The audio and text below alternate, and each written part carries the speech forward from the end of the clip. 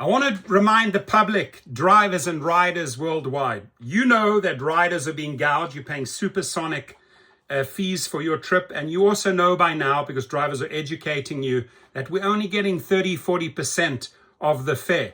And so in 2023, what he says, this publicity stunt, he says this is little more than an annual publicity stunt put on by a small but vocal group of activists.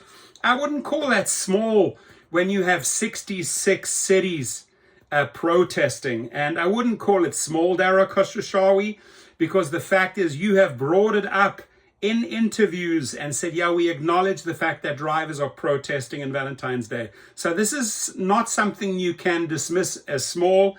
It started in 2023, pretty big, got huge in 2024, and now in 25, we were all over the media. We are reaching the people. So you know that you have hit the nerve. You know that when Uber has to react to this and they say, oh, this was a small publicity stunt, you know it's big. You know it's big.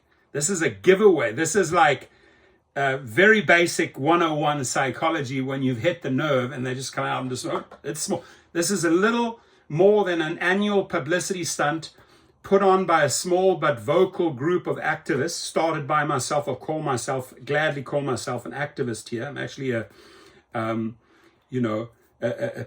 person that stands with the drivers.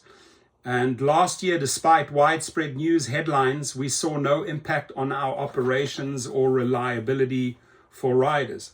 Bottom line is, some of your big investors were paying attention and called for action, and we'll do it again. So if they call it small in 2025, allow me to surprise you next year in 2026, Dara Khosrowshahi, how big it's going to be. I'll just start working months and months earlier, right? Because I'm determined to show them, it really isn't small. It really isn't small when the UK shut them down and a ton of US cities shut them down at airports and tunnels and convoys. Wouldn't call it small. We made major headlines, which is awesome. And another 11 Live also reporting. Let's see what they have to say. Well, rideshare and delivery workers for Uber and Lyft, they spent this Valentine's Day striking for the second year in a row. Workers protested at Hartsfield-Jackson International Airport, and they are asking for respect, protection, and better wages. Well, workers have organized a strike under the Justice for App Workers Coalition.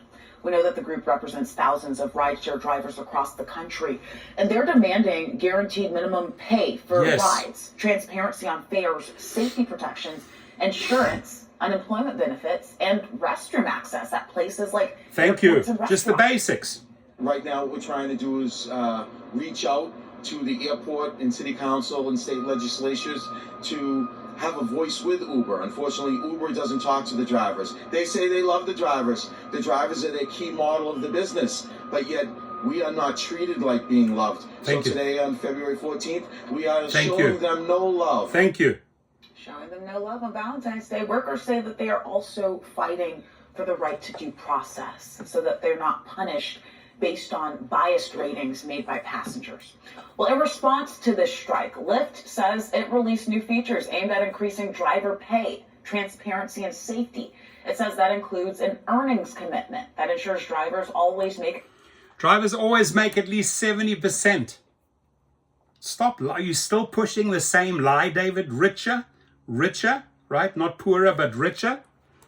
70% of the weekly rider fares after external fees. Also, an improved deactivation appeals process to make things more transparent. Which improved deactivation appeals process? Nothing. We're doing a record number of appeals at Activation Hero. I spoke to you personally, David Richer, and you did nothing. You promised to put a model in place that would green light drivers that were wrongfully deactivated in 48 hours. Nada, you've done nothing yet, nichts. Absolute zero, my friends. This David Richer is all talk, no action. Constantly just shit coming out of your mouth, Mr. Richer. Transparent. And it recently launched a rider verification program to improve safety. Well, Uber sending a quote. Rider verification process just showed you how many people died and got assaulted in the last 2 weeks. Verified my ass, Mr. Richer. Saying, quote, this is a little more than an annual publicity stunt put on by a small but vocal group of activists. Last year, despite widespread news headlines, we saw no impact on our operations or reliability. Yeah, you may have increased the fares for riders to make up the deficit. That's what people are reporting, that they actually upped the fees for riders to make up the negative, right? But again, in 2026, we'll roll out the next one. And what they're not acknowledging is how many people, how many eyeballs, right? In the court of public opinion, we smacked you down, Mr. Richer and Mr. Koshashawi. We smacked you down. Never forget that. And again, 2026, I'll be back. I'll start earlier. More countries, more noise, and exposing the fools for who you are. God bless all the drivers that participated. Thank you, thank you, thank you.